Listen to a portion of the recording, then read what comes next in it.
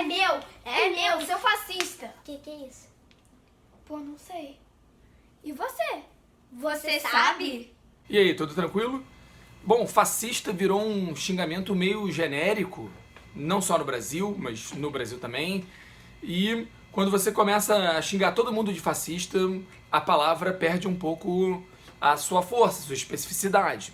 A gente, na história, a gente vai lidar com o termo fascista de uma maneira muito específica. E para entender que maneira é essa, nada melhor do que estudar o início da coisa. Então, a gente vai fazer 2 aulas aqui para entender a ascensão do fascismo nos 2 lugares principais, na Itália e na Alemanha. Para depois, vocês e todos poderem pensar exatamente se cabe ou não xingar, chamar, identificar aquele cara ou aquela pessoa como fascista ou não. Então, vamos começar na ordem cronológica, né, como o bom historiador gosta de fazer, e vamos começar pela Itália. Vamos lá? Bom, como muita coisa da primeira metade do século XX, a ascensão do fascismo está diretamente relacionada com a Primeira Guerra Mundial. A Primeira Guerra Mundial mexeu com o mundo, mas sobretudo com a Europa, de uma maneira imprevista.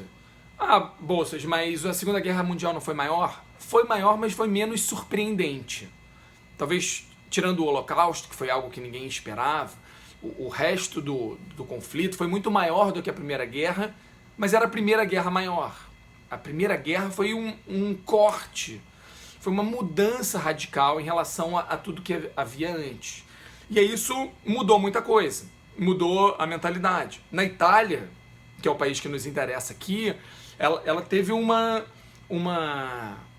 ação muito importante. Primeiro, porque a Primeira Guerra Mundial quase que é quem consegue de fato criar uma identidade nacional nos italianos. Vocês devem lembrar, a Itália se forma na segunda metade do século XIX, havia essa ideia de italiano, havia essa ideia de nacionalidade italiana, mas ela era meio vaga, circulava basicamente entre grupos de classe média alta, uma espécie de uma burguesia ou alta burguesia, e não mais do que isso. Quando a Itália é formada, em grande parte por ação do governo de Piemonte, tudo bem que teve uma ação popular, mas o sonho daqueles caras não era exatamente formar uma Itália, não havia esse sonho genuíno nos camponeses italianos. E durante os 50 anos seguintes, 40 anos seguintes da unificação, muita gente continuava não se sentindo italiano. Ele se sentia siciliano, napolitano, romano, mas não italiano. A própria língua italiana demora para se consolidar como a língua principal. Quando estoura a Primeira Guerra Mundial, isso muda. Nada melhor do que uma guerra para gerar uma identidade nacional, porque somos nós contra eles. Todos nós estamos do mesmo lado da trincheira e aqueles safados estão do outro lado. Então a guerra tem isso. Só que a Primeira Guerra foi tão intensa que ela criou uma identidade nacional, já transformando isso num nacionalismo agressivo. Isso tinha sido uma mudança do nacionalismo no final do século XIX, mas que chega na Itália com força na Primeira Guerra Mundial. Um nacionalismo de afirmação. Precisamos mostrar a nossa superioridade, a superioridade dos italianos, reconquistar o nosso império, o nosso lugar de destaque. A Primeira Guerra vai trazer um pouco isso. Ao mesmo tempo que a Primeira Guerra trouxe uma valorização da violência. Não só na Itália, mas na Itália isso é bem forte. Foi um movimento que começou até um pouquinho antes. Alguns artistas de vanguardas artísticas italianas falavam da importância da violência para transformar a sociedade. Quando vem a guerra, isso fica elevado à 10ª potência. Começa a ter muita gente achando que a maneira de mudar a sociedade era através da violência. Isso vai continuar no pós-guerra, não só num grupo de soldados, que vai ficar, digamos assim, apesar de muito mexido pela guerra, mas vai ficar marcado por aquela experiência, mas também por uma juventude que não foi para a guerra, mas gostaria de ter ido. E aí fica ressentido, né? Pessoas que ficam ressentidas por terem perdido a oportunidade de fazer parte da Primeira Guerra Mundial. Não à toa, na Segunda Guerra Mundial vai ter um grupo grande de pessoas afoitas e querendo, enfim, tapar esse buraco. A outra coisa que a Primeira Guerra foi importante na Itália é que a Itália era um país ainda bastante atrasado, sobretudo o sul da Itália era uma área bastante atrasada, ainda muito diferente do próprio norte da Itália, mas sobretudo muito diferente dos centros da Alemanha, da Inglaterra, da França, dos Estados Unidos. E a guerra veio com essa expectativa de que ela ia transformar radicalmente a sociedade italiana. Isso não aconteceu. A sociedade italiana vai continuar, uma boa parte dela atrasada, vai continuar, enfim, algumas instituições políticas vão se manter. E para piorar, a Itália entrou na guerra do lado vitorioso. Para quem lembra de Primeira Guerra, né? A Itália tinha um acordo com a Alemanha, mas não cumpre. E acaba entrando na guerra do lado da Inglaterra e da França, que acaba sendo o lado vitorioso.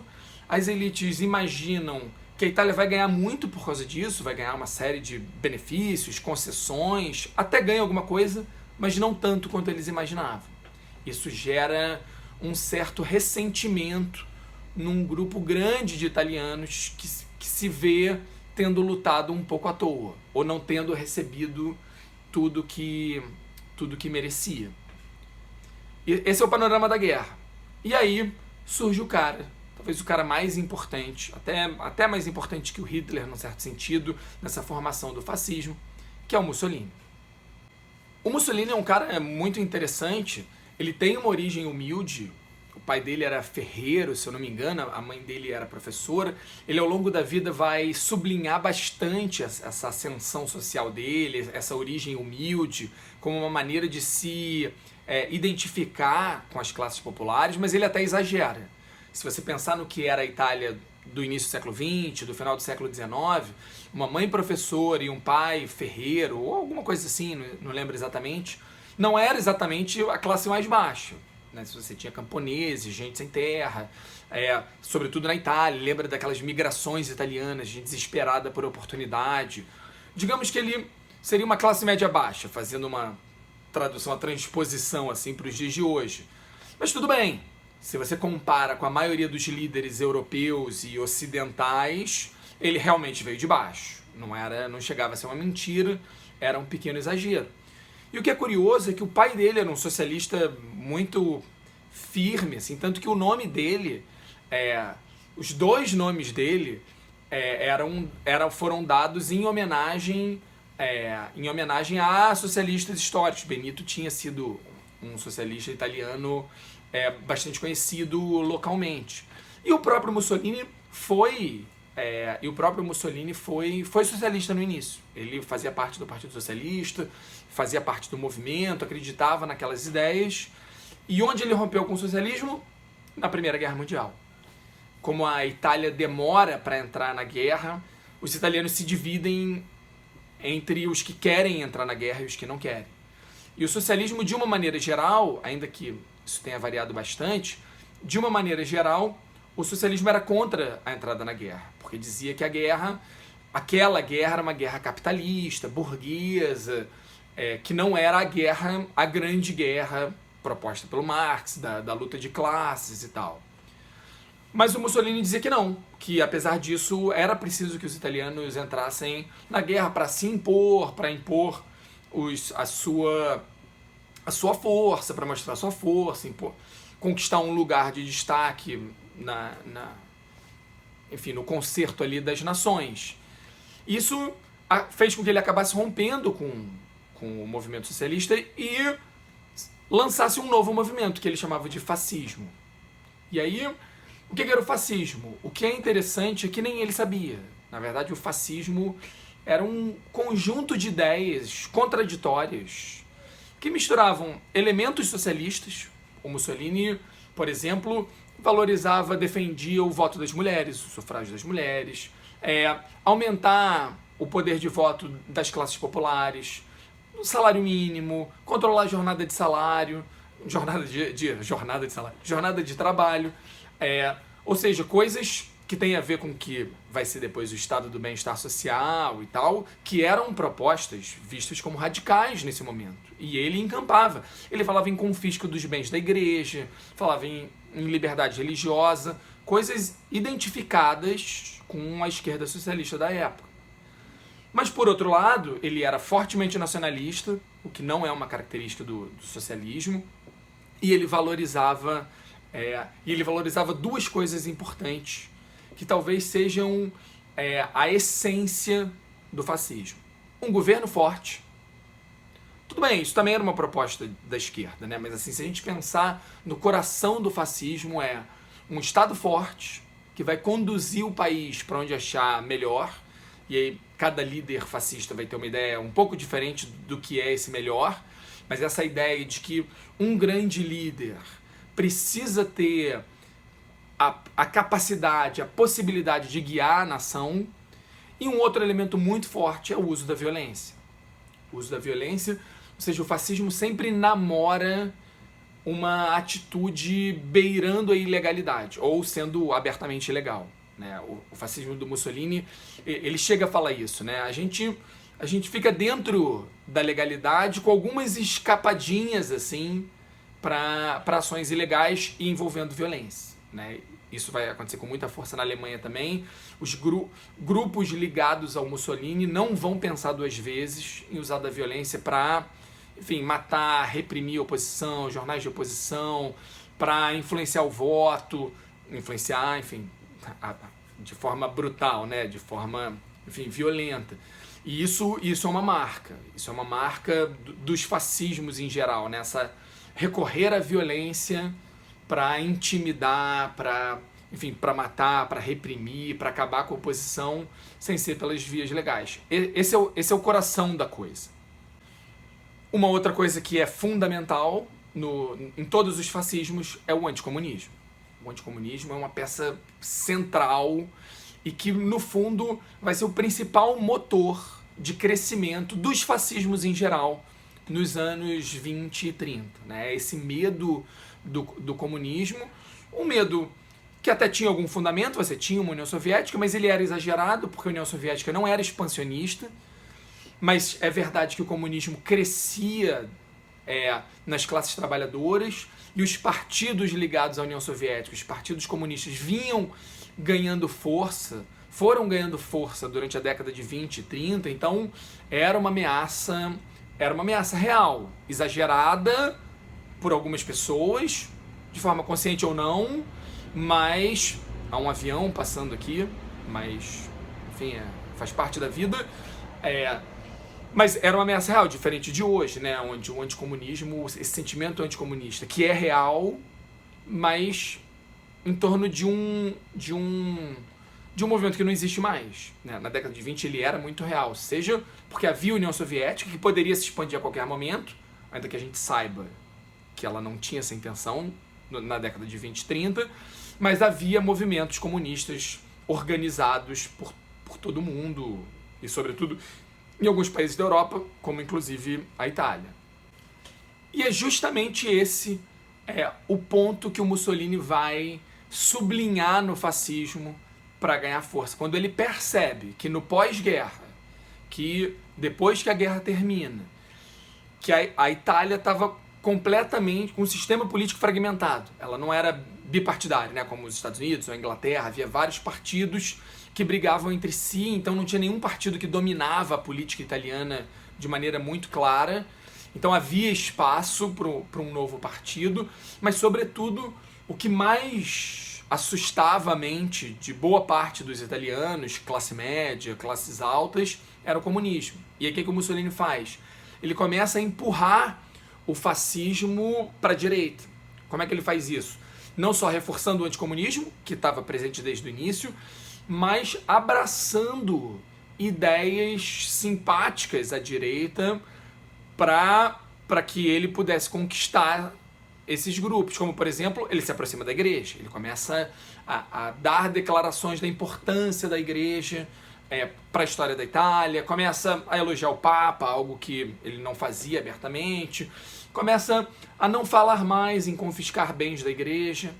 Ele se aproxima do liberalismo, ele começa a ter um discurso liberal, que é um discurso que sempre agrada as classes altas, né? A liberdade econômica, a liberdade de você, enfim, não ser controlado ou fiscalizado pelo governo, ou ser fiscalizado o mínimo possível. Então ele começa a abraçar o discurso liberal, ainda que o governo dele vai ser bem pouco liberal, como acontece muito com o fascismo, né? Você tem um discurso de liberalismo, mas depois você tem uma intervenção pesada na economia, mas uma intervenção que acaba visando o enriquecimento das classes altas. Então elas acabam ficando satisfeitas da mesma maneira.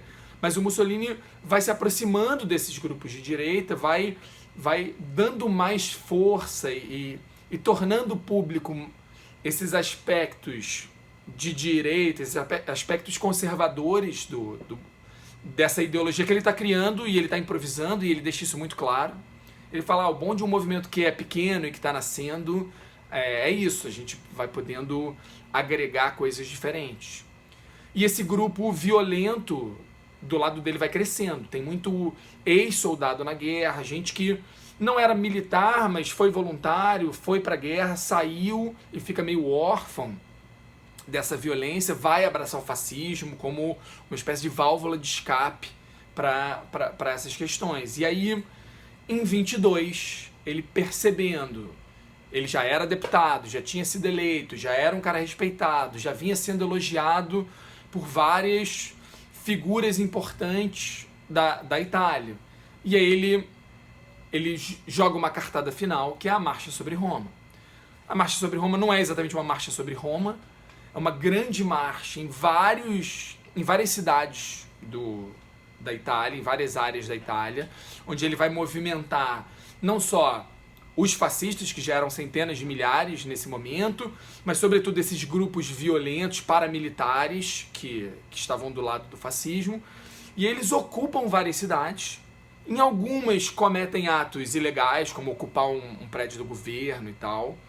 Mas a marcha sobre Roma, exatamente, ela é bem educada, digamos assim. Ela vai marchando, ela sabe que não tem nenhuma condição de tomar o poder. Inclusive, antes de entrar em Roma, elas param, com medo de uma possível repressão do exército. Só que o exército tinha uma certa simpatia pelo fascismo, por conta da violência, por conta dessa valorização do exército, da guerra.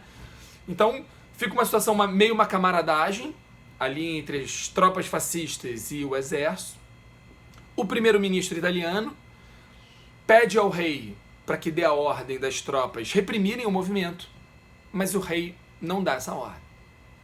Não só não dá essa ordem, como resolve montar um novo governo. E para montar esse novo governo, ele chama o próprio Mussolini. O Mussolini sabia bem disso, né? Tanto que ele tomou cuidado para que a marcha sobre Roma não fosse completamente, enfim, que não descambasse completamente para a violência, porque ia ser difícil defender. Então, foi ali beirando a ilegalidade da maneira como ele sempre disse que era o melhor caminho. E aí o rei chama ele, pede para ele fazer um governo de coalizão com outros partidos de direita, ele aceita, no fundo, são 3 ou 4 ministros realmente fascistas, mas que acabam, enfim, engolindo o governo inteiro. E aí é legal porque o rei chama o Mussolini para uma conversa nesse mesmo dia da marcha sobre Roma, e o Mussolini vai de paletó e uma camisa preta, que era o símbolo dos fascistas e tal. E aí ele vai de camisa preta e ele encontra o rei e fala: rei, desculpa, eu não pude trocar de roupa, não deu tempo, eu tive que vir ainda com a minha camisa negra. O que obviamente é uma mentira, você pode achar uma blusa em qualquer lugar, mas era muito simbólico, né? Ele encontrar o rei com a roupa, com a camisa negra que tanto marcava um aspecto do fascismo. E aí ele monta o governo. E aí nos anos seguintes ele vai lentamente controlando cada vez mais o governo, impondo a sua vontade. Não me interessa tanto aqui como é esse governo, senão o vídeo vai ficar muito grande, a gente pode voltar a isso numa outra aula. Mas na próxima eu quero falar como o nazismo subiu ao poder na Alemanha. E aí a gente vai ver como tem pontos em comum. Tá bom? Beleza? Forte abraço! É meu. É meu. É meu. É meu. Seu fascista. O que é isso? Pô, não sei. E você? Você sabe. Tudo bem, sem problema.